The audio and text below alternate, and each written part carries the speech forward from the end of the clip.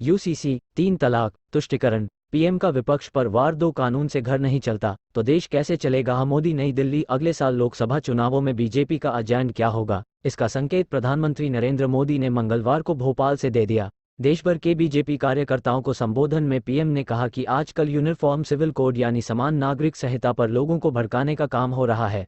एक घर 2 कानून से नहीं चल सकता तो देश कैसे चलेगा। भारत के संविधान में सभी नागरिकों को समान अधिकार की बात कही गई है।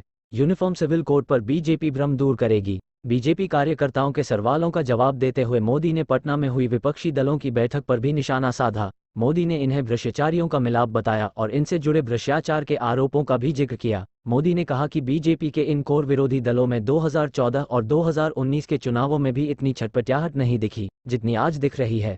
एक सवाल के जवाब में मोदी ने कहा कि जो भी 3 तलाक के पक्ष में बात करते हैं, वकालत करते हैं, ये वोट बैंक के भूखे लोग मुस्लिम बेटियों के साथ बहुत बड़ा अन्याय कर रहे हैं। 3 तलाक का इस्लाम से संबंध होता तो दुनिया के मुस्लिम बाहुल्य देश इसे खत्म नहीं करते। मोदी ने पसमानदा मुसलमानों का उनके ही धर्म के एक वर्ग की ओर से शोषण का जिक्र किया। मोदी ने साफ किया कि बीजेपी तुष्टिकरण और वोट बैंक नहीं बल्कि संतुष्टिकरण के रास्ते पर चलेगी। देश के मुसलमानों में 80% से ज्यादा तादाद पसमानदा मुसलमानों की है। पेज 13, भोपाल से एजेसी इनपुट। भोपाल से देश भर के बीजेपी कार्यकर्ताओं को पीएम का संबोधन, विपक्ष पर प्रहार। इन सभी दलों के घोटालों को मिला दिया जाए तो ये 20 लाख करोड़ के घोटाले की गारंटी है। हर घोटालेबाज पर कार्रवाई की मेरी गारंटी है।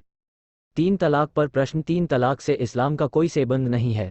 अगर यह इस्लाम का जरूरी अंग होता तो Pakistan, Indonesia, Bangladesh, Qatar, Jordan, Syria में क्यों नहीं है। गोवा, बिहार, झारखंड को भी वंदे भारत। प्रधानमंत्री ने भोपाल के रानी कमलापति रेलवे स्टेशन से देश में 5 नई वंदे भारत ट्रेनों की शुरुआत की। ये ट्रेनें रानी कमलापति जबलपुर, खजुराहो भोपाल इंदौर, मडगांव मुंबई, धारवाड़ बेंगलुरु और हटिया पटना के बीच चलेंगी। गोवा, बिहार, झारखंड को पहली वंदे भारत ट्रेन मिली है। इंदौर 2912। पसमानदा की फिक्र, वोट बैंक की राजनीति करने वालों ने पसमानदा मुस्लिम भाई बहनों का जीना मुहाल कर रखा है।